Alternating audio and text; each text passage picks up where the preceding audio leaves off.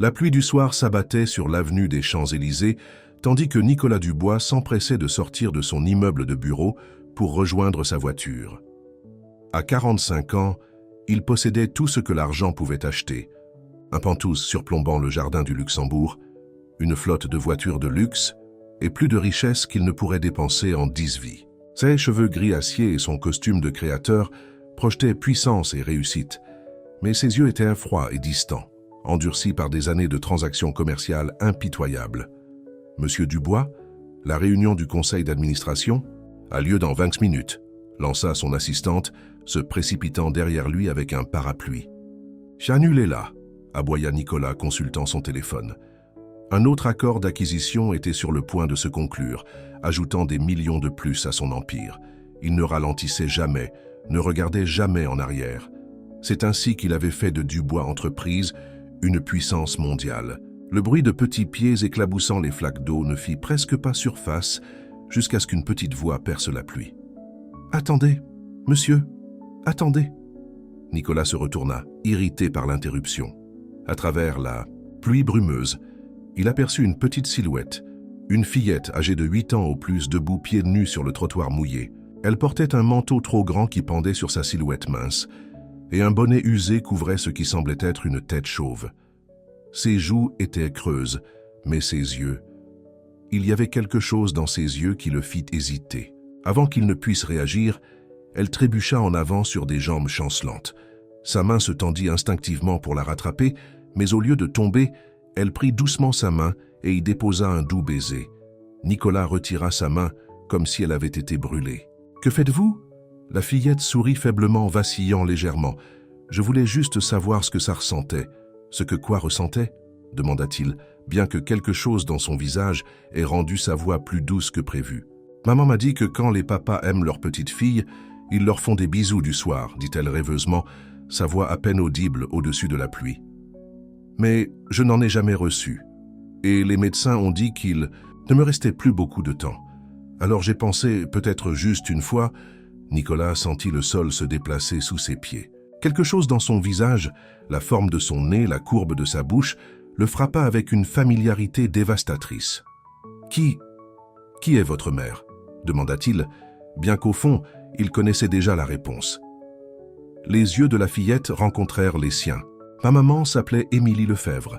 Elle est morte le mois dernier. » Le monde cessa de tourner Émilie Lefebvre. Le nom le frappa comme un coup physique.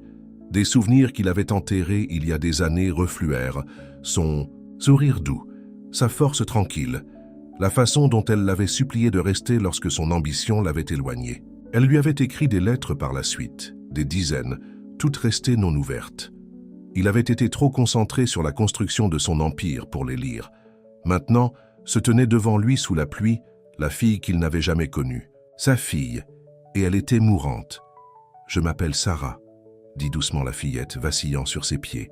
« Les infirmières du service de pédiatrie m'ont laissé venir au parc parfois. J'ai vu votre photo dans un magazine et vous ressemblez exactement à ce que maman a dit. » Nicolas tendit la main pour la soutenir, les mains tremblantes. « Où est votre tutrice? Qui vous a amené ici? Madame Thompson du service de pédiatrie. Elle est là-bas. » Sarah indiqua une infirmière âgée qui observait anxieusement sous l'auvent d'un immeuble voisin. « Elle a dit que je ne pouvais pas rester longtemps à cause de mon traitement, mais je voulais juste... »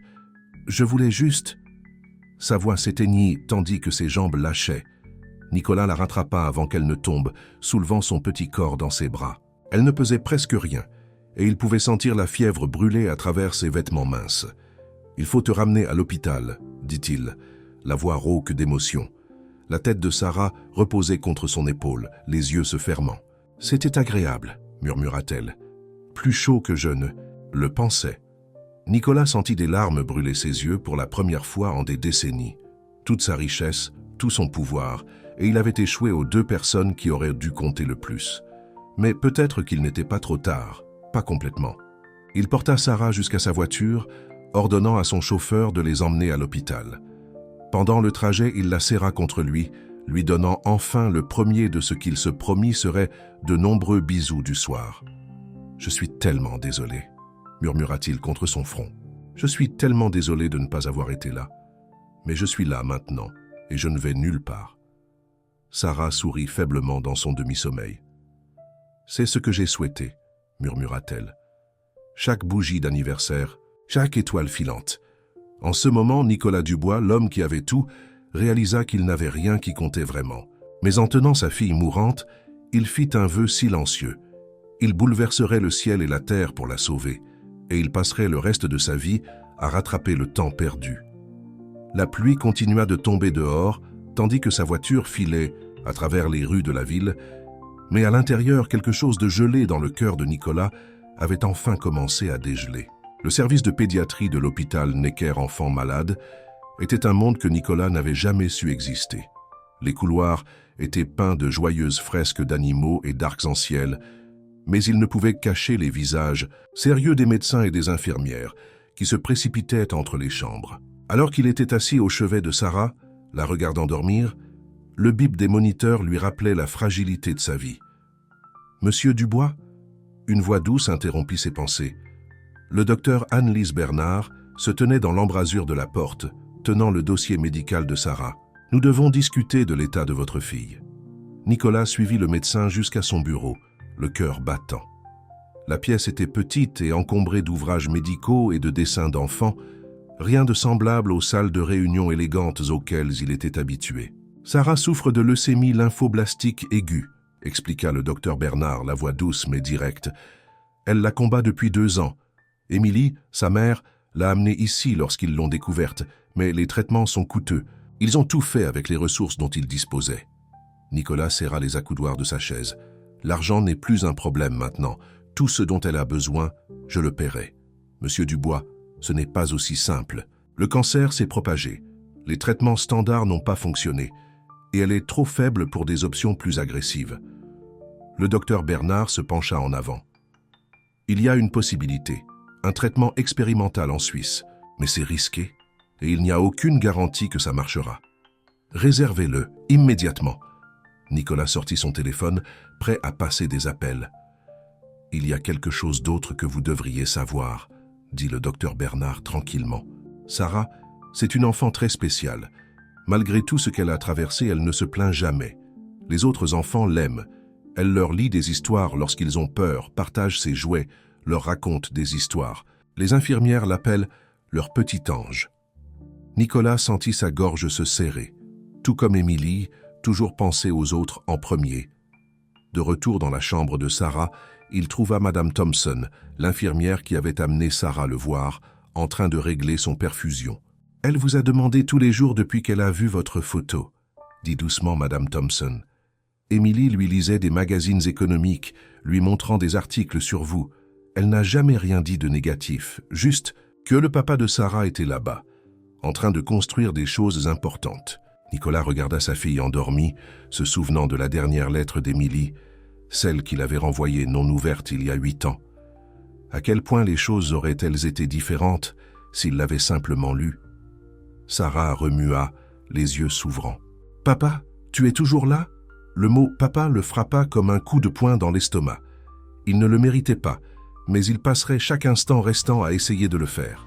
« Oui, ma chérie, je suis là. » Il prit sa petite main dans la sienne. « Comment te sens-tu » Fatiguée, mais heureuse.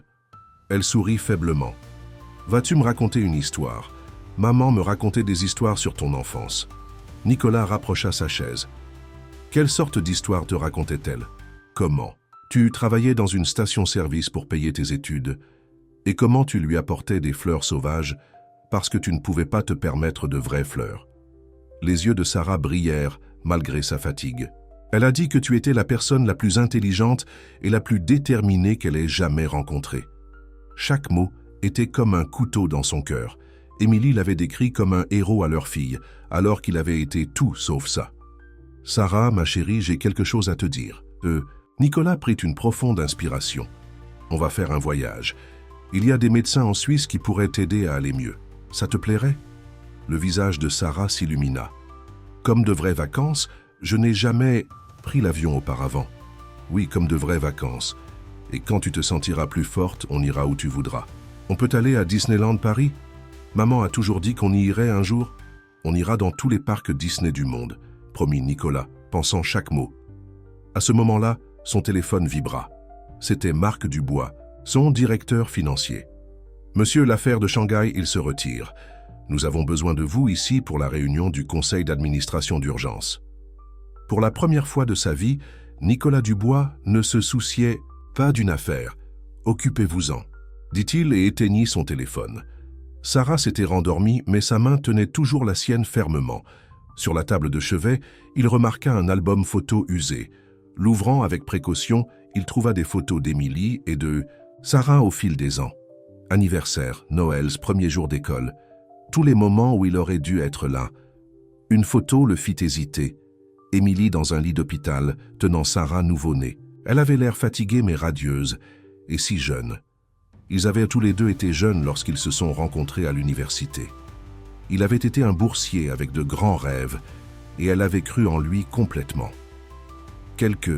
Par en chemin, ses rêves s'étaient transformés en une obsession qui avait mis tout le reste de côté. Un léger coup à la porte interrompit ses pensées.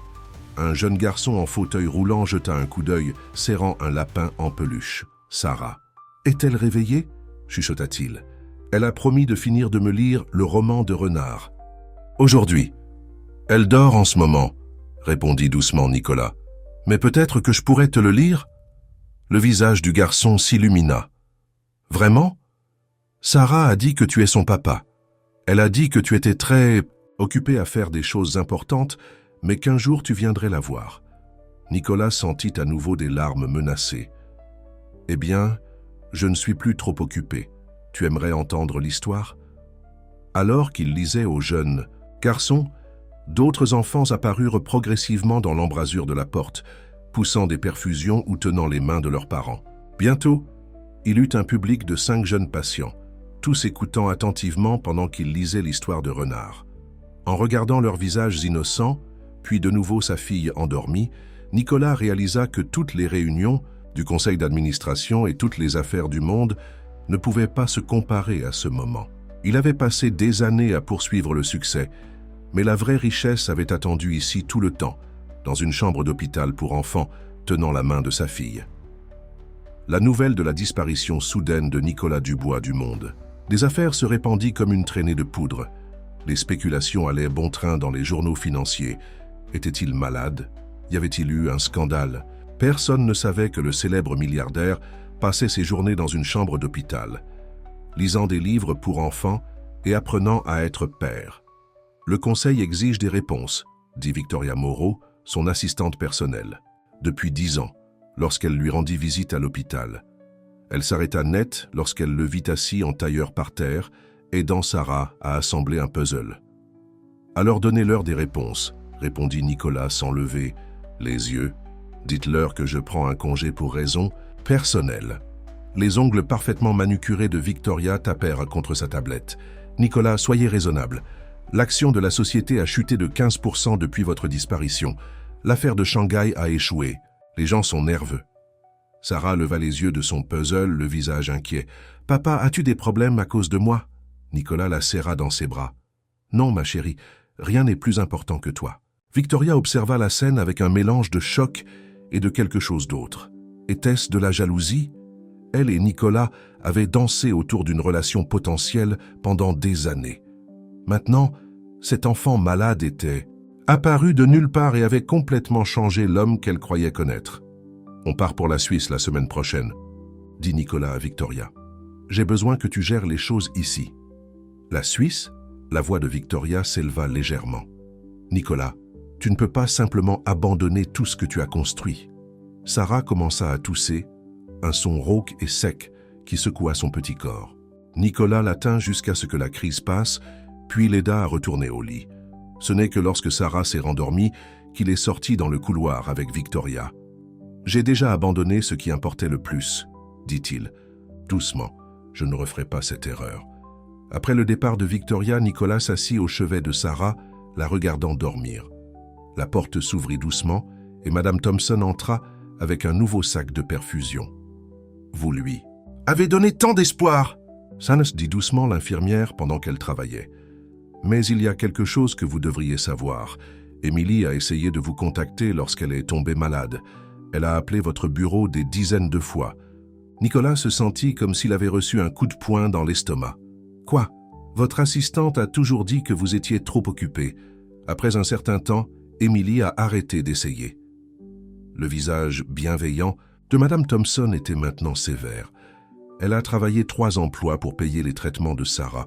Elle nettoyait des maisons le jour, servait dans un restaurant la nuit et trouvait encore le temps de lire à Sarah tous les soirs. Nicolas se souvint de toutes les fois où Victoria avait protégé son temps, filtrant ses appels, éloignant les distractions. Combien de ces appels avaient été d'Émilie, essayant désespérément de le joindre au sujet de leur fille mourante? Une agitation dans le couloir interrompit ses pensées. Un groupe de médecins se précipita, se dirigeant vers la chambre de Thomas, le petit garçon qui aimait le roman de Renard.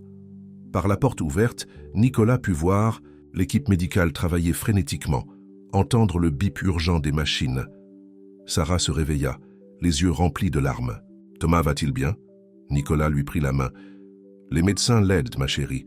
Il avait peur de son opération aujourd'hui, » murmura Sarah. « J'ai promis que je lui lirai après, mais j'étais trop fatigué. » Des heures plus tard, ils apprirent que Thomas s'en était sorti. Nicolas se retrouva à remercier Dieu, chose qu'il n'avait pas faite depuis des années. En regardant les enfants dans le service, certains qui allaient mieux, d'autres qui allaient moins bien, tous se battant si fort, il eut honte de la façon dont il avait passé sa vie à courir après des choses qui lui semblaient maintenant dénuées de sens. Ce soir-là, alors qu'il était assis dans l'obscurité de la chambre de Sarah, son téléphone s'illumina d'un SMS de Marc Dubois. Situation d'urgence. Delacroix Industries tente une prise de contrôle hostile. Besoin de vous immédiatement. Nicolas regarda sa fille endormie, se souvint qu'Émilie travaillait 3 emplois pour sauver leur enfant, pendant qu'il était dans son bureau à gagner des millions. Le choix était facile. « Occupez-vous-en », répondit-il par SMS, puis éteignit à nouveau son téléphone. Le lendemain matin, le docteur Bernard apporta les résultats d'analyse qu'ils attendaient. L'état de Sarah s'était suffisamment stabilisé pour voyager. La clinique suisse était prête à les recevoir. « Sarah », dit doucement Nicolas en la réveillant. « Tu te souviens du voyage dont on a parlé? On y va la semaine prochaine. » Le visage de Sarah s'illumina puis retomba. « Mais qu'en est-il de mes amis ici? Qui lira à Thomas? » J'y ai pensé. Nicolas sortit une tablette. « On pourra faire des vidéoconférences avec eux tous les jours. Et j'ai engagé une conteuse professionnelle pour lire aux enfants pendant ton absence. Vraiment? Peut-elle faire les voix comme toi? Tu fais la meilleure voix de Maître Renard dans le roman de Renard. » Nicolas rit, se souvenant de combien de temps il avait passé à pratiquer différentes voix pour les personnages, déterminé à les faire bien pour sa fille. « Personne ne fait mieux Maître Renard que moi, ma chérie. » À ce moment-là, Victoria fit irruption dans la pièce, son calme habituel disparut. « Nicolas, allume la télé, maintenant. » Il prit la télécommande et alluma une chaîne d'informations. Son estomac se serra lorsqu'il vit le titre « Dubois Entreprises. En crise. Le conseil d'administration envisage de destituer le PDG. » Le journaliste disait quelque chose sur la confiance des actionnaires et le vide de leadership, mais Nicolas l'entendait à peine. Il regardait le visage de Sarah, voyant son inquiétude qu'elle lui causait des problèmes. « Ça va, papa, » dit-elle courageusement. « Peut-être devrais-tu retourner au travail. Je vais bien ici. » Nicolas la serra contre lui embrassant le sommet de la tête. « Non, ma chérie, je suis exactement là où je dois être. » Victoria poussa un son exaspéré. « Nicolas, tu es sur le point de perdre tout ce pour quoi tu as travaillé. » Nicolas regarda sa fille, puis Victoria. « Non, » dit-il doucement. « Où je dois être. » Victoria poussa un soupir exaspéré. « Nicolas, tu es sur le point de perdre tout ce pour quoi tu as travaillé. » Nicolas regarda sa fille, puis Victoria. « Non, » dit-il doucement.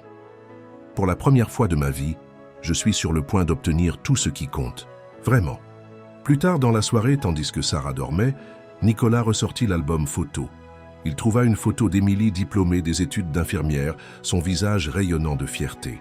Il se souvint comment elle avait abandonné son rêve de devenir médecin pour soutenir ses ambitions. Elle avait eu une foi si absolue en lui, et il avait trahi cette confiance. « Je suis désolé », murmura-t-il à la photographie. « Je suis tellement désolé, Émilie. Mais je te le promets, je vais réparer les choses. Je serai le père qu'elle mérite, l'homme que tu as toujours cru que je pouvais être. » Dehors, les lumières de Paris scintillaient comme des étoiles. Quelque part dans ces rues, il s'était égaré, avait oublié ce qui comptait vraiment.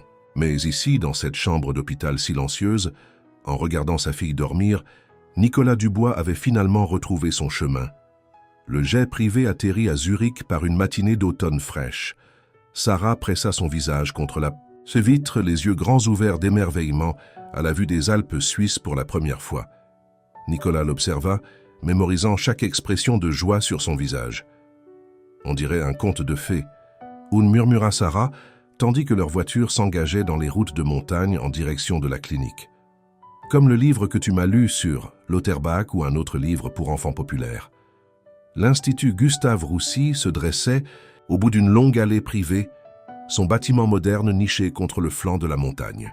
Il ressemblait plus à un complexe hôtelier de luxe qu'à un hôpital, mais sa réputation de pionnier dans les traitements expérimentaux du cancer avait donné de l'espoir à Nicolas. Le docteur Klaus Hoffmann, directeur de l'Institut, l'ai accueilli personnellement. C'était un homme grand aux yeux bienveillants et aux cheveux grisonnants, parlant anglais avec un léger accent allemand. « Bienvenue, mademoiselle Sarah », dit-il, se mettant à sa hauteur. « Nous avons préparé une chambre spéciale pour vous avec vue sur les montagnes. » La chambre de Sarah était lumineuse et gaie, avec des murs peints dans des tons jaunes doux et une grande fenêtre donnant sur les Alpes. Un petit sapin de Noël se trouvait dans un coin, bien qu'il ne soit que novembre.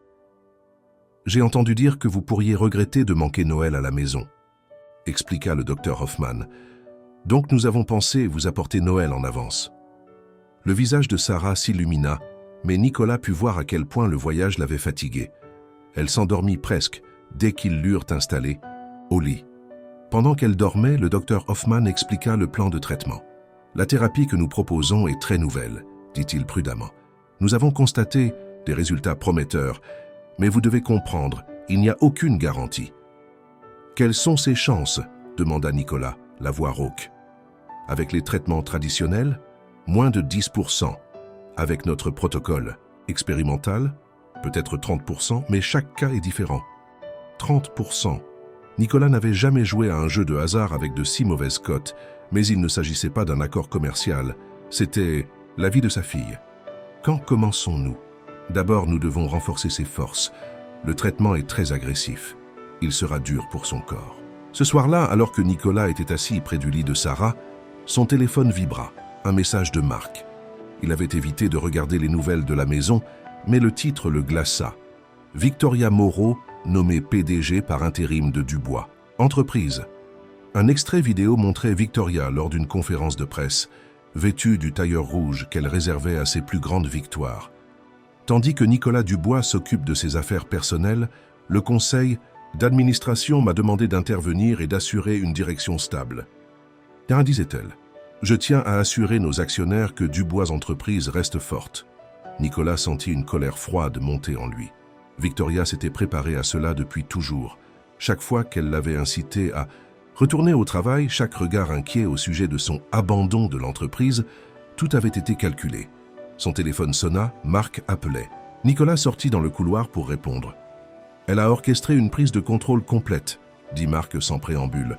Elle rencontre secrètement le conseil d'administration depuis des semaines, les convainquant que tu fais une sorte de crise. Elle a même Delacroix Industries qui la soutient maintenant. Qu'en est-il de mes actions? Elle ne peut pas prendre le contrôle sans elle. Nick, elle utilise ton pouvoir, celui que tu lui as donné il y a 3 ans, lorsque tu étais dans ce coma après ton accident de voiture. Il n'a jamais été révoqué. Nicolas se souvint. Il avait été inconscient pendant 2 semaines, après un accident dans sa Bugatti. Victoria avait tout géré, avait protégé ses intérêts. Il lui avait fait entièrement confiance. « Conteste ça, dit-il. Utilise tous les avocats que nous avons. »« Il y a plus, » dit Marc hésitant. Elle a parlé aux journalistes, faisant allusion à des choses, à propos de toi et d'elle, suggérant que ton affaire personnelle pourrait être une cure de désintoxication ou une crise de santé mentale. L'action est même en hausse depuis qu'elle a pris le contrôle. Par la fenêtre de la porte, Nicolas pouvait voir Sarah remuer dans son sommeil. Rien de tout. Cela n'avait d'importance. Ni l'entreprise, ni l'argent, ni la trahison de Victoria. Sa fille avait besoin de lui. « Continue à te battre », dit-il à Marc. Mais discrètement, je ne peux pas quitter la Suisse pour le moment.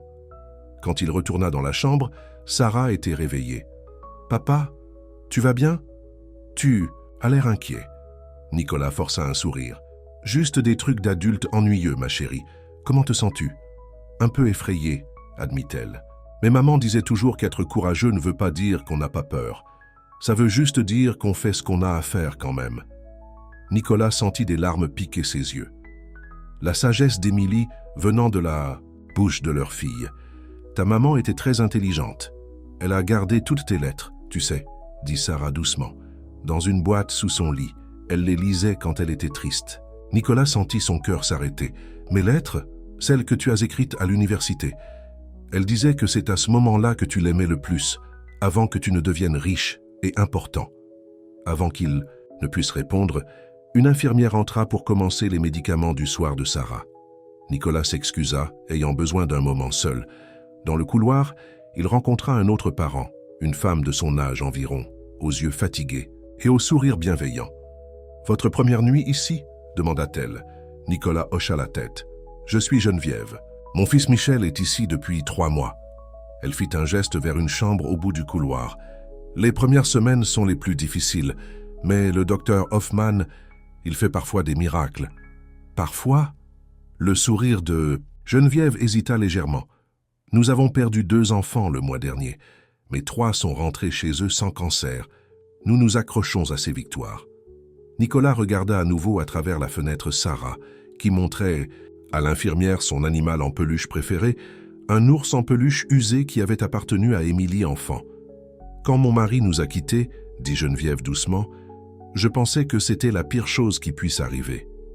Puis Michel est tombé malade, et j'ai réalisé parfois les plus grandes bénédictions de la vie viennent déguisées en ses pires moments.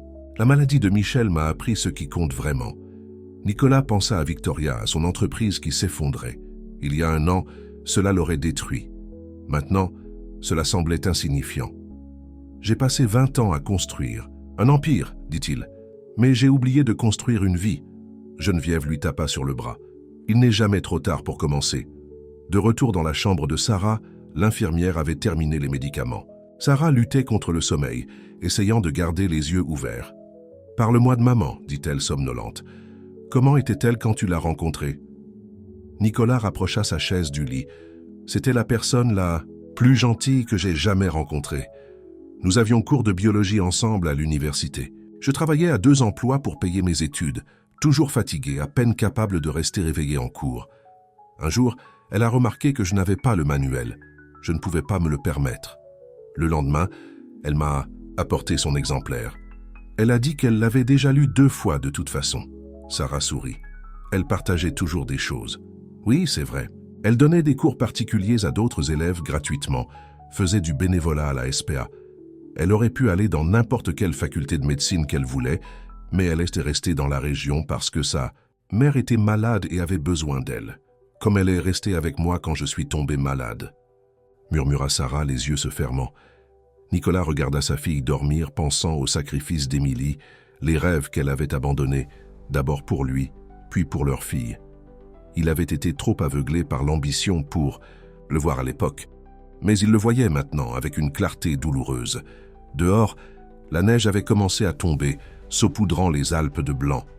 Des lumières de Noël scintillaient sur le petit sapin de Sarah, projetant de douces ombres sur le mur. Dans ce moment de calme, Nicolas Dubois, qui avait passé sa vie à courir après le succès, comprit enfin à quoi ressemblait la vraie richesse. La première semaine du traitement de Sarah fut plus difficile que Nicolas ne l'aurait pu imaginer. La thérapie agressive la laissa faible et malade, passant la plupart de ses journées soit à dormir, soit à lutter contre des vagues de nausées. Tout ce que Nicolas pouvait faire était de lui tenir la main et de prier. « Je veux rentrer. »« À la maison !» car sanglota Sarah une nuit particulièrement mauvaise, son petit corps tremblant de frissons malgré les couvertures chaudes. « Je sais, ma chérie. » Nicolas se sentait impuissant, regardant les moniteurs biper régulièrement à côté de son lit. « Mais tu es si forte, tu es la personne la plus courageuse que je connaisse. » Un léger coup à la porte les interrompit. C'était Michel, le fils de Geneviève, dans son fauteuil roulant. À 13 ans, Il était plus âgé que Sarah, mais les traitements l'avaient rendu plus jeune et fragile. « J'ai apporté quelque chose à Sarah », dit-il, se dirigeant vers son lit. De ses genoux, il sortit une bande dessinée à la main. C'est l'histoire d'un super-héros qui combat les monstres du cancer. Je l'ai faite quand je suis arrivé ici. Sarah réussit à faire un faible sourire. « Tu peux me la lire ?» Alors que Michel lisait son histoire avec des effets sonores qui firent rire Sarah malgré son inconfort, Nicolas sortit dans le couloir. Il avait besoin d'un moment pour se reprendre. Geneviève était là comme si elle avait attendu. « Le premier round est toujours le pire, » dit-elle en lui tendant une tasse de café. « Ça devient plus facile. » Avant que Nicolas ne puisse répondre, son téléphone vibra. Un autre message de Marc. Victoria convoque une assemblée générale extraordinaire des actionnaires. Prétend avoir des preuves d'inconduite financière. Nicolas sentit sa mâchoire se serrer. Victoria jouait dur, essayant de le forcer à retourner à Paris. Elle savait exactement quel bouton pousser. « De mauvaises nouvelles ?» demanda Geneviève, remarquant son expression. « Des problèmes d'entreprise, rien d'important. Ah, le monde extérieur. » Geneviève hocha la tête avec compréhension. C'est étrange, n'est-ce pas?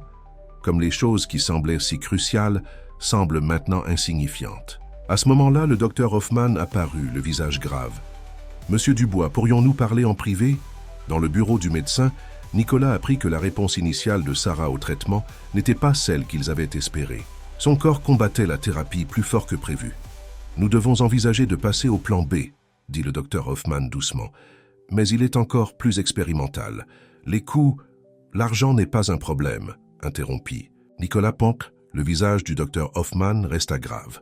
« Monsieur Dubois, vous devez savoir, votre carte de crédit a été refusée ce matin. Et notre service de facturation a reçu un appel de l'équipe juridique de votre entreprise, remettant en question la validité de votre capacité à autoriser le paiement. » Nicolas sentit comme s'il avait reçu une gifle. Victoria n'essayait pas seulement de prendre son entreprise.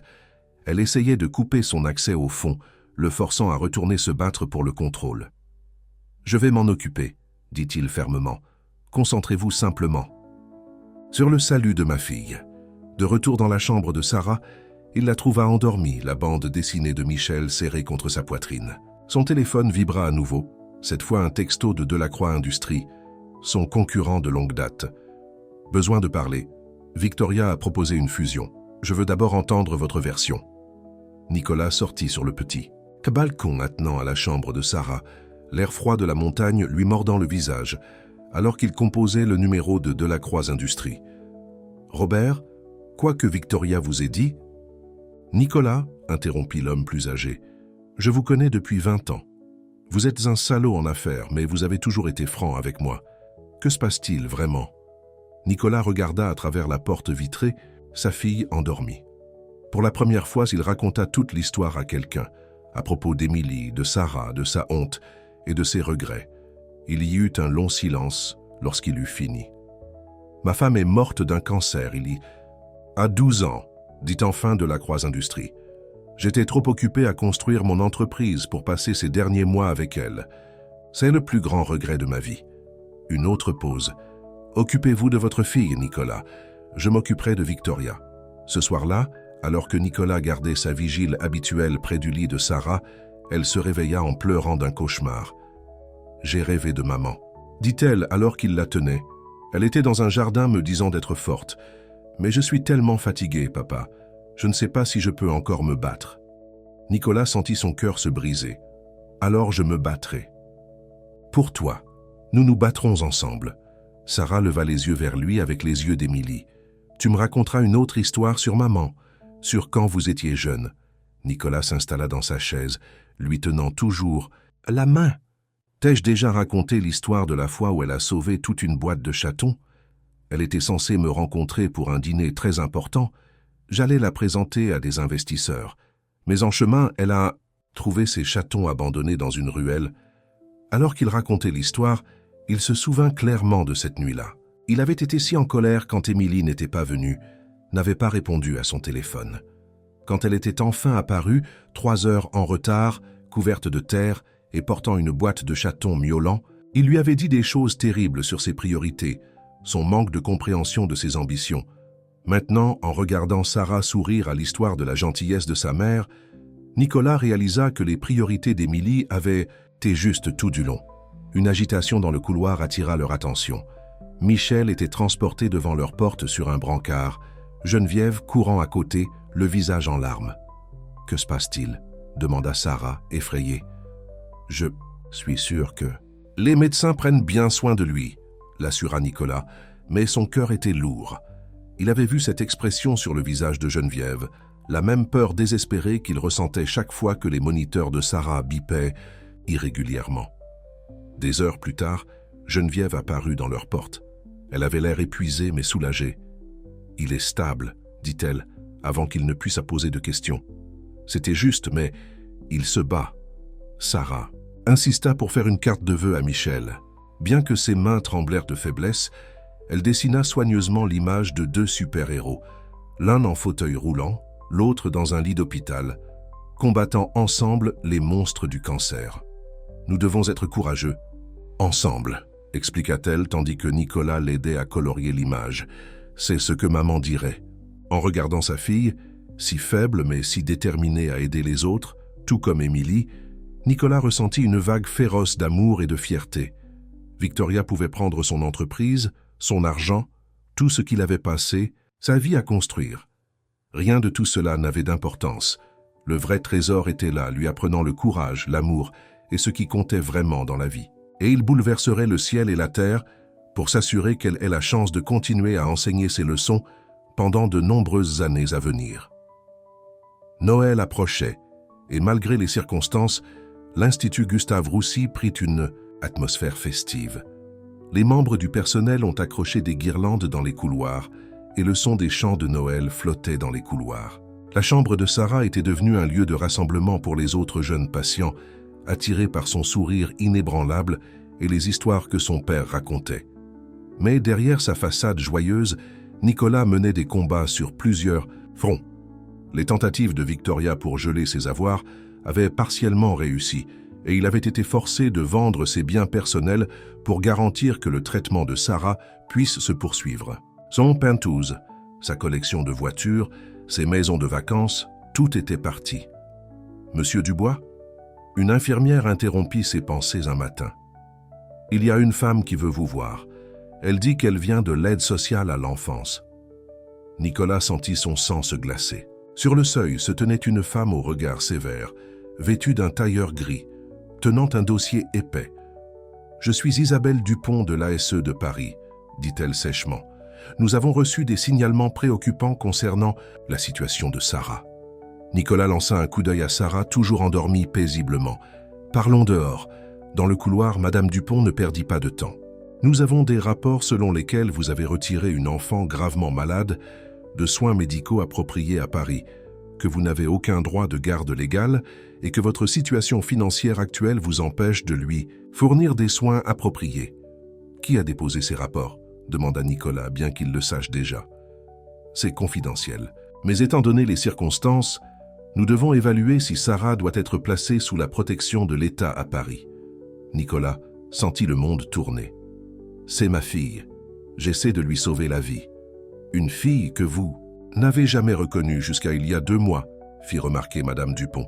« Pas de pension alimentaire pour enfants, pas de contact, rien en 8 ans. »« Une fille que vous n'avez jamais reconnue jusqu'à il y a 2 mois, » fit remarquer Isabelle Dupont. « Pas de pension alimentaire pour enfants, pas de contact, rien en 8 ans.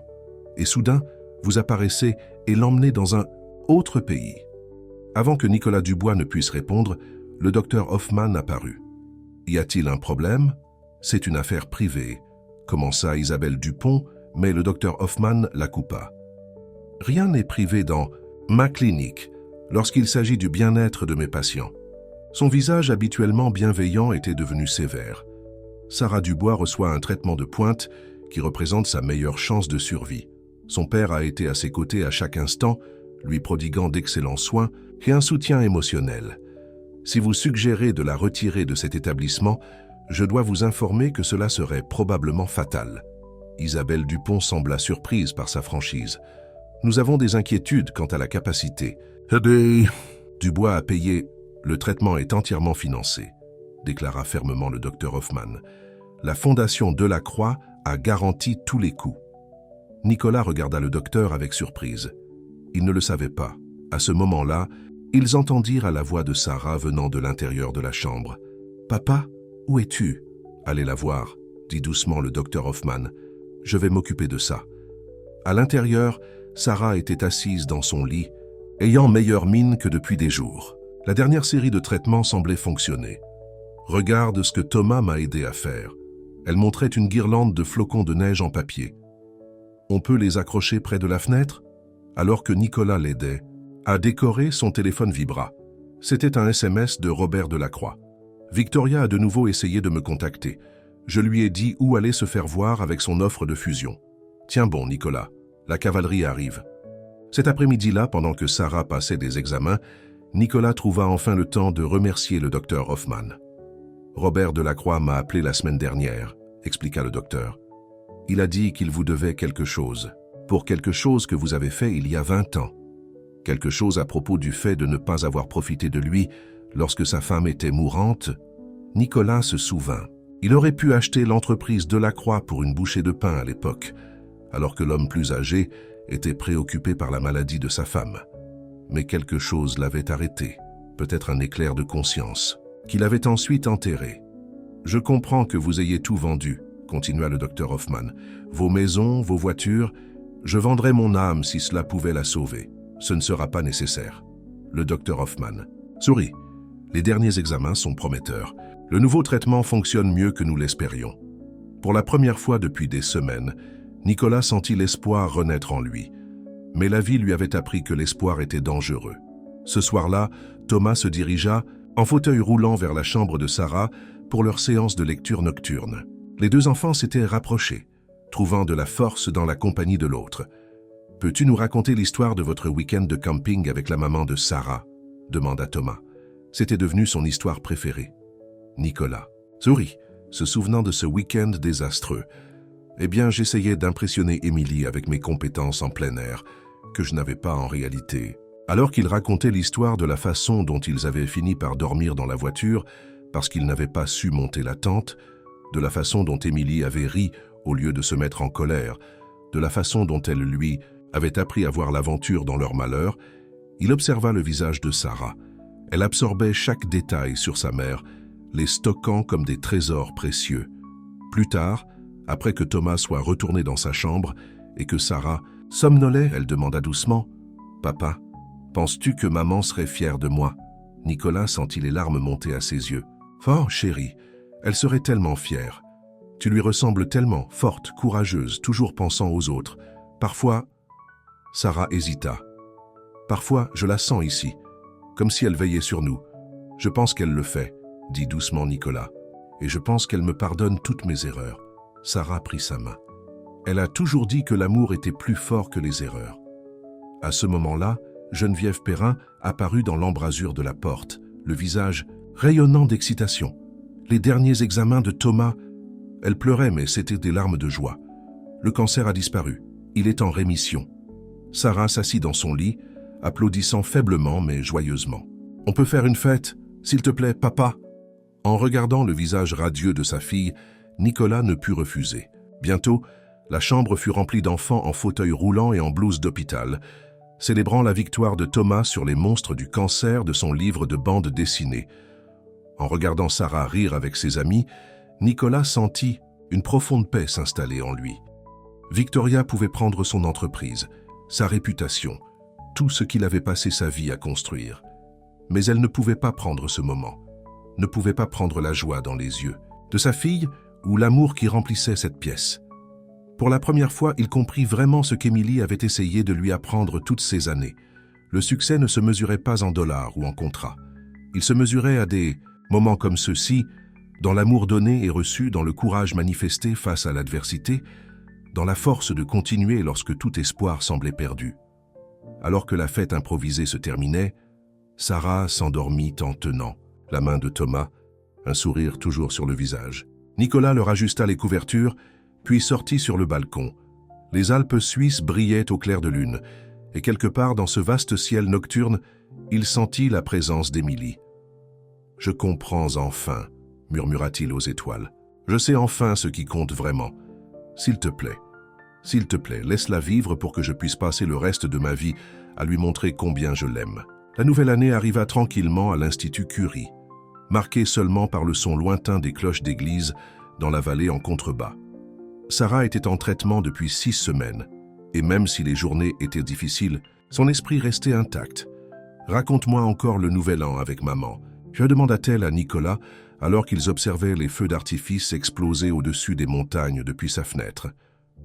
Elle adorait le nouvel an, dit Nicolas, se souvenant. Elle disait que c'était comme si le monde donnait à chacun une seconde chance. L'année où je l'ai rencontrée, elle nous a fait écrire tous nos rêves pour l'avenir et les mettre dans des ballons. Nous les avons lâchés à minuit.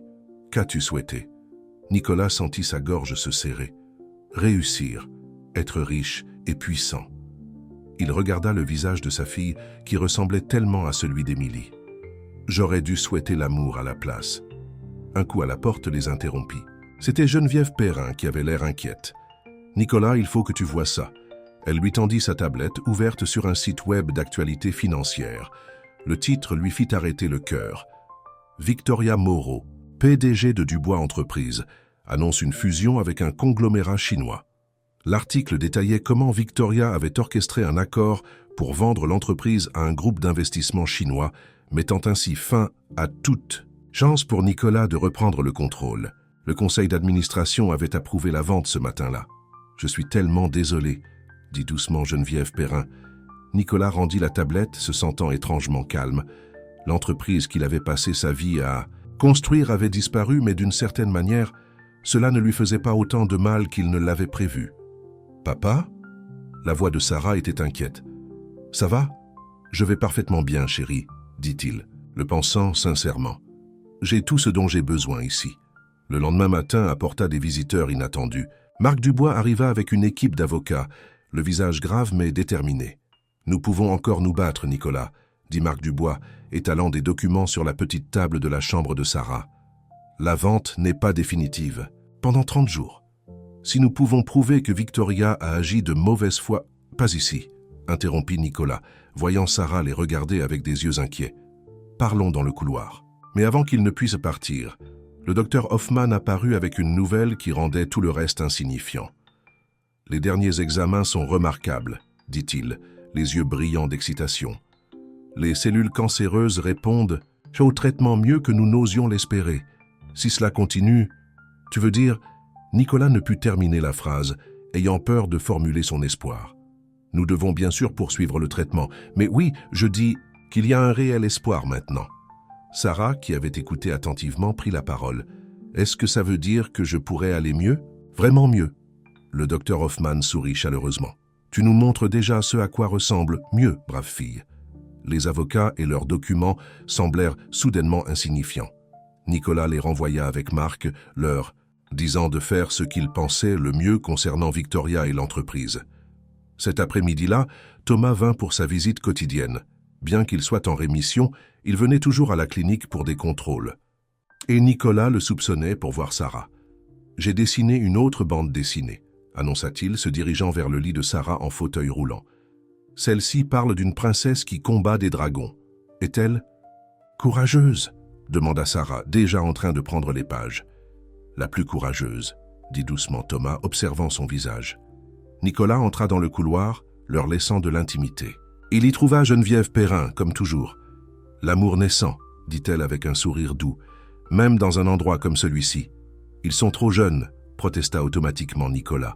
« Pour la romance, oui, mais pas pour le lien, pas pour la compréhension. » Les yeux de Geneviève Perrin étaient sages. Ils ont tous les deux affronté des dragons que nous, les adultes, ne pouvons même pas imaginer.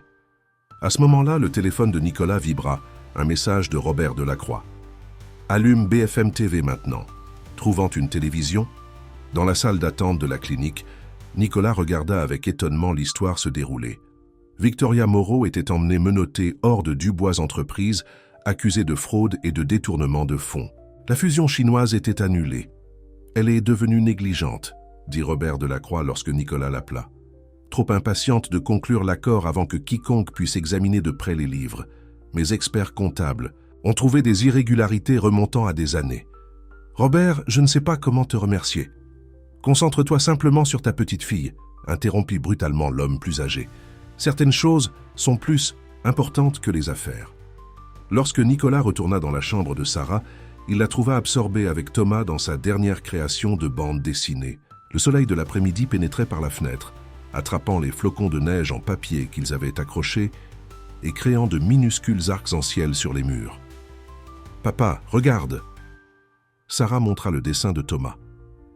« La princesse ressemble à maman. » Nicolas regarda le croquis, une belle femme aux cheveux flottants et aux yeux bienveillants, debout fermement face à un dragon redoutable. Thomas n'avait jamais rencontré Émilie, mais d'une certaine manière, il avait parfaitement capturé son essence. « Elle lui ressemble », convint doucement Nicolas. « Ta maman était la personne la plus forte que j'ai jamais connue, jusqu'à ce que tu me rencontres, » dit Sarah avec un sourire espiègle qui était purement Émilie. Nicolas rit un vrai rire qui venait du fond de son cœur. « Oui, jusqu'à ce que je te rencontre. » Ce soir-là, après le départ de Thomas, et alors que Sarah dormait paisiblement, Nicolas s'assit sur sa chaise habituelle près de son lit. Les moniteurs bipaient régulièrement de manière rassurante. Dehors, la neige tombait à nouveau, s'ajoutant à l'épaisse couverture blanche qui recouvrait les montagnes. Il pensa à l'arrestation de Victoria, à la possibilité que son entreprise soit sauvée. Il y a 1 an, cela aurait été la nouvelle la plus importante de sa vie. Maintenant, cela passait presque inaperçu par rapport aux paroles du docteur Hoffman concernant l'amélioration de Sarah. Sur la table de chevet se trouvait le vieil album photo d'Émilie. Sarah l'avait regardé plus tôt, posant des questions sur chaque photo. Nicolas le prit maintenant, se tournant vers une page qu'il avait regardée 1000 fois. Émilie tenant Sarah nouveau-née, le visage rayonnant d'amour. « Tu avais raison », murmura-t-il à la photographie. « Surtout, sur ce qui compte, sur ce que signifie vraiment l'amour. » Il regarda leur fille endormie. « J'étais tellement aveugle, Émilie, mais elle m'aide à voir.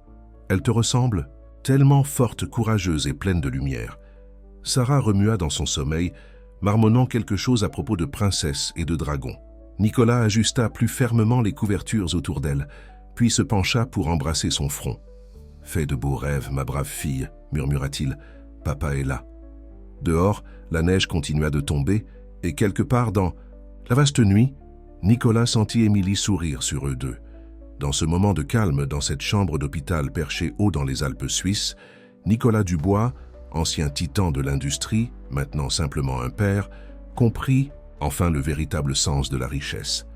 Elle n'était pas dans les comptes bancaires ou les portefeuilles boursiers. Elle était là, dans la respiration paisible de son enfant endormi, dans l'amour qui remplissait son cœur jusqu'à ce qu'il ait l'impression qu'il pourrait exploser. L'entreprise pourrait être sauvée, ou peut-être pas. Mais de toute façon, Nicolas savait qu'il ne redeviendrait jamais l'homme qu'il était auparavant. Cet homme avait été pauvre de toutes les manières qui comptaient, aveugle au vrai trésor de la vie. Sarah avait tout changé, lui avait ouvert les yeux et le cœur, lui avait appris ce qu'Émilie avait essayé de lui montrer il y a si longtemps. L'amour était la seule richesse qui comptait vraiment. Et enfin, Nicolas Dubois était riche, au-delà de toute mesure. Alors que janvier laissait place à février, l'Institut Curie bourdonnait d'un optimisme prudent. Le traitement de Sarah fonctionnait mieux que quiconque n'avait osé l'espérer, et sa force revenait lentement. La couleur revenait sur ses joues, et elle pouvait rester éveillée plus longtemps chaque jour. « C'est un miracle », dit une des infirmières à Nicolas. Nous n'avons jamais vu personne répondre au traitement de cette façon. Mais, avec l'amélioration de la santé de Sarah, la conscience du monde qui l'entourait augmentait, y compris les sacrifices de son père. « Papa, » dit-elle un matin, « j'ai entendu les infirmières parler. Elles ont dit que tu avais tout vendu pour payer mon traitement, même ta maison. » Nicolas s'assit au bord de son lit, prenant sa petite main dans la sienne. « Et ne t'inquiète pas pour ça. Ce n'était que des choses. C'est toi qui comptes. » Les yeux de Sarah se remplirent de larmes. « Mais où allons-nous? Vivre quand j'irai mieux? Nous trouverons un petit endroit parfait, » lui assura Nicolas. « Peut-être une maison avec un jardin, comme celle que ta maman a toujours voulu. » À ce moment-là, Thomas arriva en fauteuil roulant dans la pièce, le visage rayonnant d'excitation. « Sarah, le docteur Hoffman dit que je peux t'emmener au solarium aujourd'hui si tu te sens assez forte. Ils ont de nouveaux poissons. » Dans l'aquarium, le visage de Sarah s'illumina. « Je peux y aller, papa ?» S'il te plaît. En regardant Thomas pousser soigneusement le fauteuil roulant de Sarah dans les couloirs de la clinique, Nicolas ressentit une vague de gratitude. Les deux enfants avaient formé un lien qui semblait leur donner à tous les deux de la force. Thomas marchait plus maintenant, même s'il utilisait toujours le fauteuil roulant pour les longues distances, et les cheveux de Sarah recommençaient à pousser, une douce et sombre fourrure comme ceux d'Émilie. Son téléphone vibra. Marque avec des mises à jour sur l'arrestation de Victoria et le statut de l'entreprise. Les preuves contre elle s'accumulaient. Des années de comptes cachés, de registres manipulés, de vols systématiques déguisés en frais professionnels. Le conseil d'administration avait officiellement réintégré Nicolas au poste de PDG, mais il n'avait même pas répondu à leur message. Monsieur Dubois, une douce voix interrompit ses pensées. C'était Isabelle Dupont de l'aide, sociale à l'enfance, mais son attitude précédemment sévère s'était considérablement adoucie. Madame Dupont, qu'est-ce qui vous ramène en Suisse? Je devais voir par moi-même. Elle fit un geste vers le solarium où Sarah riait de quelque chose que Thomas avait dit. Je n'ai jamais été aussi heureuse d'avoir tort au sujet d'une affaire. Nicolas leva un sourcil et elle continua. Je fais ce travail depuis 20 ans, monsieur Dubois. J'ai vu trop de cas de parents riches qui considèrent leurs enfants comme des accessoires, qui délèguent leurs soins à des nounous et à des internats. Lorsque j'ai reçu ce rapport à votre sujet, de Victoria, compléta Nicolas. Oui, eh bien, Isabelle Dupont sembla gênée. Le rapport vous présentait comme un homme riche ayant une crise de la quarantaine, mettant en danger votre enfant malade avec des traitements expérimentaux. Mais ce que j'ai vu ici, la façon dont vous avez tout abandonné pour elle, la façon dont vous êtes devenu le père dont elle a besoin, elle sourit. Disons simplement que mon rapport au bureau de Paris sera très différent de mon évaluation initiale. Dans le solarium, Sarah pressait son visage contre la vitre de l'aquarium, se réjouissant des poissons colorés. Thomas lui indiquait différentes espèces, lisant leurs noms dans un guide. L'amour naissant, observa Madame Dupont avec un sourire. Ce ne sont que des enfants, protesta automatiquement Nicolas. Parfois, les enfants comprennent l'amour mieux que nous, répondit-elle. Ils n'ont pas encore appris à le compliquer. Ce soir-là, après une journée bien remplie qui avait laissé Sarah fatiguée, mais heureuse, Nicolas l'aidait à se préparer pour le lit quand elle posa une question qui le prit au dépourvu. « Papa, penses-tu que maman a envoyé Thomas pour être mon ami ?» Nicolas fit une pause au milieu du réglage de ses oreillers. « Qu'est-ce que tu veux dire, chérie ?»« Eh bien, j'avais vraiment peur quand nous sommes arrivés ici. Mais ensuite, j'ai rencontré Thomas et il m'a fait sentir courageuse. Maman a toujours dit que les anges venaient sous différentes formes. Peut-être a-t-elle demandé à Dieu de m'envoyer un ami spécial. » Nicolas sentit sa gorge se serrer. « Ta maman était très sage. Et oui, je pense qu'elle veille sur toi, en t'assurant que tu as tout ce dont tu as besoin. Toi aussi, papa, dit Sarah doucement. Elle savait que tu me retrouverais un jour. » Avant que Nicolas ne puisse répondre, le docteur Hoffman apparut sur le seuil, le visage grave. « Nicolas, puis-je vous parler ?» Dans le couloir, l'expression sérieuse du docteur se transforma en un large sourire. « Les derniers résultats d'analyse sont meilleurs que ce que nous aurions pu espérer. Si cela continue, Sarah pourrait être en rémission d'ici quelques mois. » Nicolas sentit ses jambes flageoler. Geneviève Perrin, qui passait par là, l'aida rapidement à s'asseoir. « Vous êtes sûr ?» demanda-t-il péniblement. « Aussi sûr que nous pouvons l'être, » répondit le docteur Hoffman. « Elle devra rester ici au moins 2 mois de plus pour les traitements, et nous voudrons la surveiller de près pendant des années. Mais oui, je crois que votre fille va vivre. » Nicolas enfouit son visage dans ses mains, ses épaules secouées de sanglots silencieux. Geneviève s'assit à côté de lui frottant doucement le dos. « Émilie, murmura-t-il.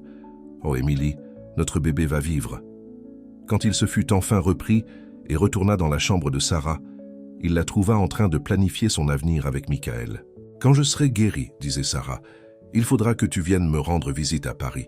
Papa dit qu'on aura une maison avec un jardin. Peut-être qu'on pourrait planter des fleurs, suggéra Michael. Ma mère dit que les jardins ont besoin de beaucoup de couleurs. » Nicolas se racla la gorge. « En fait, j'y ai réfléchi. » Les 2 enfants le regardèrent avec impatience. « Que penseriez-vous si nous restions en Suisse? Il y a une jolie petite maison à vendre dans le village en contrebas. Elle a un jardin, et elle est assez proche de la clinique pour vos rendez-vous.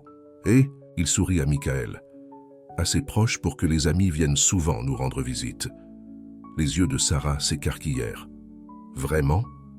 On pourrait rester ici, si tu le veux. J'ai pensé que c'était peut-être le moment de prendre qu'un nouveau départ. Loin de Paris et de toutes les affaires. Je pourrais écrire ce livre dont je parlais toujours, peut-être donner des cours à l'université locale. Mais qu'en est-il de votre entreprise? Demanda Sarah, inquiète. Nicolas s'assit au bord de son lit. Quelqu'un de très sage m'a un jour dit que l'amour est plus important que les affaires. Il m'a fallu longtemps pour comprendre cela, mais je le comprends enfin. Sarah jeta ses bras autour de son cou. Est-ce qu'on peut peindre ma chambre en jaune, comme le soleil? On peut la peindre de la couleur que tu veux. Michael les regardait, avec le sourire. Ma mère dit que la maison d'à côté de la nôtre est aussi à vendre. Elle a un très grand jardin. Geneviève apparut sur le seuil, essayant de paraître sévère, mais échouant. Michael, est-ce que tu fais l'entremetteur? Tout le monde rit, et Nicolas sentit son cœur se remplir de joie. C'est ce qu'Émilie avait essayé de lui apprendre toutes ces années-là, que le vrai bonheur ne se trouvait pas dans les salles de réunion ou les comptes bancaires, mais dans des moments comme ceux-ci, entourés d'amour et de rire. Plus tard dans la nuit, après que Sarah se fut endormie, Nicolas se tenait sur le balcon en regardant les étoiles. Dans le village en contrebas, les lumières brillaient comme des étoiles terrestres, et quelque part là-bas se trouvait une petite maison qui pourrait devenir leur foyer. « Tu avais raison, Émilie, » murmura-t-il au ciel nocturne. « Surtout, et je te le promets, je passerai le reste de ma vie à être le père qu'elle mérite, à l'aimer assez pour nous deux. » Une étoile filante traversa le ciel, et Nicolas sourit, se souvenant comment Émilie avait toujours dit que c'était des signes du ciel. Que ce soit un signe ou non, il savait au fond de son cœur qu'Émilie le regardait, et qu'elle approuvait l'homme qu'il était enfin devenu. Le printemps est arrivé tôt dans les Alpes suisses cette année-là. En mars, la neige fondait, et les premières crocus poussaient à travers la terre dans le jardin de la clinique. La guérison de Sarah continuait d'étonner ses médecins et elle devenait plus forte chaque jour. Nicolas avait acheté la petite maison du village, y passant ses soirées à la préparer pour le retour éventuel de Sarah. Geneviève et Michael avaient effectivement acheté la maison d'à côté et les deux propriétés partageaient un vaste jardin qui montrait déjà des signes de nouvelle vie. « Les roses fleuriront pour l'été », dit Geneviève à Sarah lors de l'une de leurs visites quotidiennes. « Juste à temps pour votre retour à la maison. » Sarah était assise dans son lit, ses cheveux noirs maintenant assez longs pour former de petites boucles autour de son visage. Elle ressemblait de plus en plus à Émilie chaque jour, surtout lorsqu'elle souriait. « Papa dit qu'on peut faire une fête de jardin », dit-elle avec enthousiasme, avec des guirlandes lumineuses et de la musique et tout le monde de la clinique. La porte s'ouvrit et Marc Dubois entra portant une grande enveloppe. Il s'était occupé des conséquences de l'arrestation de Victoria et de la réorganisation de l'entreprise. « Tout est prêt pour votre signature », dit-il à Nicolas. Le conseil d'administration a approuvé tous les changements. Sarah avait l'air inquiète. « Est-ce que tu vas redevenir homme d'affaires, papa ?» Nicolas s'assit au bord de son lit. « Pas exactement, ma chérie. En fait, je voulais te parler de ça. » Il ouvrit l'enveloppe et lui montra les papiers à l'intérieur. « Je transforme Dubois Entreprises en une fondation caritative. La majeure partie de l'argent servira à aider les enfants malades et leurs familles, à payer les traitements, à aider les parents qui doivent arrêter de travailler pour s'occuper de leurs enfants. » Les yeux de Sarah s'écarquillèrent. « Comme maman a dû le faire ?» Exactement comme ça. Nicolas lui serra la main. Aucun parent ne devrait avoir à choisir entre travailler et être avec son enfant malade. Personne ne devrait avoir à vendre sa maison pour payer un traitement. « Comment ça va s'appeler » demanda Sarah. « La Fondation Émilie Lefebvre. » Nicolas observa son visage attentivement. « Qu'est-ce que tu en penses ?» Les yeux de Sarah se remplirent de larmes. « Maman aimerait ça. » À ce moment-là, Michael entra dans la pièce, le visage rayonnant d'excitation. « Sarah, regarde ce que je peux faire. » Lentement, prudemment, il se releva de son fauteuil roulant et fit plusieurs pas hésitants vers son lit. Geneviève, regardant de la porte, avait les larmes aux yeux. « La kinésithérapie fonctionne, » dit-elle doucement à Nicolas. « Le docteur Hoffman dit qu'il pourrait marcher à plein temps d'ici l'été. » Sarah applaudit avec joie. « Tu l'as fait! Maintenant, on peut faire de vraies soirées dansantes dans le jardin. » Michael rougit, mais avait l'air content. « Peut-être que tu peux m'apprendre. Ton père dit que tu prenais des cours de ballet. » « Avant que je ne tombe malade, » dit Sarah, une ombre traversant son visage. Mais elle passa rapidement. Quand je serai plus forte, on pourra apprendre ensemble.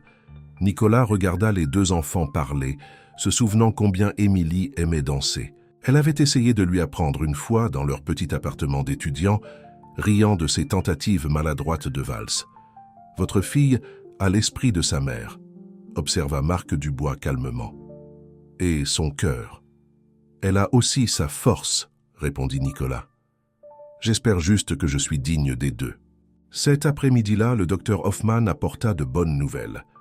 Les derniers résultats d'analyse de Sarah ne montraient aucune trace de cellules cancéreuses. Elle devrait rester à la clinique pour un autre mois de traitement et d'observation. Mais après cela, elle pourrait rentrer à la maison. « À la maison ?» répéta Sarah avec émerveillement. « Dans notre petite maison avec le jardin ?»« Dans notre petite maison avec le jardin », confirma Nicolas. « Où tu pourras devenir plus forte. Chaque jour, recevoir des amis, planter des fleurs et danser au soleil. Et où tu écriras ton livre ?» demanda Sarah avec espoir. Nicolas sourit. Il avait commencé à écrire le soir, non pas le livre d'affaires qu'il avait toujours prévu, mais un autre type d'histoire. Une histoire sur une petite fille qui a appris à son père à aimer, et sur la mère dont l'esprit les avait guidés tous les deux. Oui, j'écrirai mon livre, et peut-être que tu pourras m'aider. Est-ce que je peux lire ce que tu as écrit? Jusqu'à présent. Nicolas sortit son ordinateur portable et commença à lire. Le soleil du matin illuminait les jardins du domaine Thompson, où des centaines de compositions florales blanches décoraient le chemin menant à l'hôtel. Sarah écouta attentivement, corrigeant parfois des détails sur sa mère dont elle se souvenait différemment. Quand il eut fini de lire, elle resta silencieuse un instant. « C'est une histoire d'amour, » dit-elle finalement. « Oui, c'est ça. Mais pas seulement à propos de toi et de maman. C'est à propos de toutes sortes d'amour. » Nicolas s'émerveilla de la sagesse de sa fille. « Tu as raison. C'est à propos de la façon dont l'amour peut nous changer, nous guérir, nous rendre meilleurs que nous l'étions. Comme l'amour de maman t'a aidé à me trouver, » dit Sarah doucement. « Et comment ton amour m'a aidé à aller mieux. Et comment? Tu m'as appris ce que signifie vraiment l'amour, » ajouta Nicolas en lui embrassant le front. Ce soir-là, le personnel de la clinique organisa une petite fête dans le solarium. Sarah, vêtue d'une nouvelle robe rose que Geneviève lui avait apportée, était assise dans un fauteuil confortable, entourée de ses amis. Michael avait réussi à marcher toute la distance depuis sa chambre, bien qu'il soit maintenant fatigué et assis de nouveau dans son fauteuil roulant. Le docteur Hoffman leva un verre de cidre pétillant. « À notre fille miracle, » dit-il en souriant à Sarah, « et au pouvoir de l'amour pour guérir ce que la médecine seule ne peut pas. » Pendant que les autres bavardaient et riaient, Nicolas sortit sur le balcon. L'air était chaud de la promesse du printemps et les étoiles commençaient à apparaître dans le ciel qui s'assombrissait. « Émilie, » murmura-t-il, « j'aimerais que tu puisses la voir. Elle te ressemble tellement, forte, courageuse et pleine d'amour. Je te le promets, je passerai chaque jour de ma vie à être digne d'elle, digne du cadeau que tu m'as fait. »« Papa ?» appela la voix de Sarah de l'intérieur. « Reviens. Michael va apprendre à tout le monde la danse qu'il a apprise en kinésithérapie. » Nicolas sourit et retourna vers la chaleur et les rires intérieurs. Les derniers mois lui avaient appris que parfois, les défis les plus difficiles apportent les plus grandes bénédictions, et que le véritable amour ne meurt jamais, il change. Simplement de forme, comme une chenille qui devient un papillon. Dans le solarium, Sarah essayait d'apprendre à Michael un mouvement de ballet, tous deux riant de leurs efforts maladroits. Geneviève discutait avec le docteur Hoffman, tandis que d'autres patients et membres du personnel observaient la leçon de danse improvisée avec le sourire. C'est ce qu'Émilie avait essayé de lui montrer toutes ces années-là, réalisa Nicolas. Que le succès ne se mesurait pas en dollars ou en affaires, mais dans les moments de joie, dans les liens créés, dans l'amour donné et reçu. Et à ce titre, il était enfin vraiment riche. La soirée d'été était parfaite pour une fête de jardin. Des guirlandes lumineuses brillaient dans les arbres, et le parfum des roses emplissait l'air. Le jardin entre les maisons de Nicolas et de Geneviève avait été transformé en un espace magique, avec de petites tables dispersées parmi les fleurs et une piste de danse installée sur la pelouse. Cela faisait exactement 6 mois que Sarah avait quitté l'Institut Gustave-Roussy et 3 mois depuis que son dernier examen avait confirmé qu'elle restait sans cancer. La fête était à la fois une célébration de sa guérison et une réunion. Beaucoup de leurs amis de la clinique étaient venus les rejoindre. Sarah, portant une robe jaune soleil assortie aux roses qu'elle et Michael avaient plantées, faisait visiter le jardin à Thomas, maintenant complètement rétabli. Ses boucles noires sautillaient lorsqu'elle marchait, son visage rayonnant de santé et de bonheur. « Et ce sont les fraises que Michael et moi avons plantées », disait-elle. Elle commence juste à rougir. Nicolas regardait depuis le patio, le cœur rempli. Les derniers mois avaient apporté des changements qu'il n'aurait jamais pu imaginer il y a 1 an. Son livre sur Émilie et Sarah avait connu un succès inattendu, touchant des cœurs du monde entier.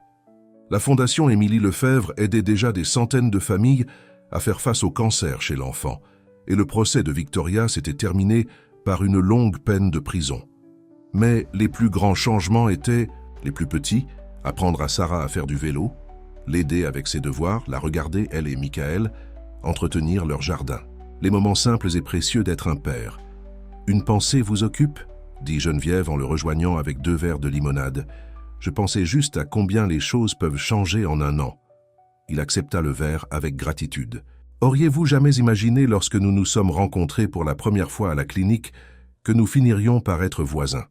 Geneviève sourit, regardant Michael démontrer ses capacités de marche maintenant parfaites en courant après Thomas dans le jardin. « La vie a une façon de nous surprendre. » À ce propos, elle tendit sa main gauche où une simple alliance en or brillait sur son annulaire. Nicolas la serra fort dans ses bras. Robert a enfin demandé « Quand est-ce que c'est arrivé ?»« Hier. Soir ?» Geneviève rougit. Il a dit que regarder Michael guérir lui a fait réaliser que la vie est trop courte pour perdre son temps. Robert Delacroix était devenu un visiteur fréquent de leur petite communauté, son extérieur bourru s'adoucissant notablement autour des enfants. Sa fondation avait fusionné avec la fondation Émilie Lefebvre, créant une force puissante pour aider les familles touchées par la maladie infantile. « Papa !» appela Sarah. « Le docteur Hoffman est là !» Le docteur se faufila à travers le jardin, acceptant les câlins de ses anciens patients. Il était devenu beaucoup plus qu'un médecin pour eux tous. Il faisait maintenant partie de la famille. « Sarah, dit-il chaleureusement, tu ressembles de plus en plus à ta mère à chaque fois que je te vois. » C'était vrai. À 9 ans, Sarah devenait une belle fille avec l'esprit doux et le cœur gentil d'Émilie. Nicolas se surprenait souvent à la regarder, à voir Émilie dans son sourire, ses gestes, la façon dont elle se souciait des autres. « Viens voir mes roses, docteur Hoffman », insista Sarah, le tirant vers les parterres de fleurs. « Michael et moi les avons cultivées nous-mêmes, et regarde, je suis presque aussi grande que la marque que papa a faite sur le cadre de la porte le mois dernier. » Au fil de la soirée, d'autres invités arrivèrent. Marc Dubois qui dirigeait maintenant le côté commercial de la fondation. Madame Thompson, l'infirmière qui avait d'abord aidé Sarah à trouver son père. Même Isabelle Dupont de la SE est venue, apportant un gnome de jardin comme cadeau de pendaison de crémaillère. Lorsque le soleil commença à se coucher, Nicolas attira l'attention de tous. « Sarah et moi avons une surprise pour vous tous. » Sarah courut le rejoindre, rebondissant pratiquement d'excitation. Ensemble, ils dévoilèrent une petite plaque en bronze montée sur le mur du jardin. Le refuge des enfants du jardin d'Émilie, un lieu de guérison, d'espoir et d'amour à la mémoire d'Émilie Lefebvre, en hommage à tous les enfants courageux qui se battent. Nous transformons la grande maison au bout de la rue en maison de vacances, expliqua Nicolas. Un endroit où les familles peuvent venir pendant que leurs enfants reçoivent un traitement à la clinique. Quelque part où ils peuvent être ensemble, entourés de beauté et de paix. Il n'y avait pas une seule larme sèche dans le jardin. Le docteur Hoffman leva son verre. « Au jardin d'Émilie. »« Au jardin d'Émilie », répondirent tous en chœur. Lorsque les étoiles commencèrent à apparaître, Michael s'approcha de Sarah, un peu timidement. « Tu voudrais danser ? Je me suis entraîné ?»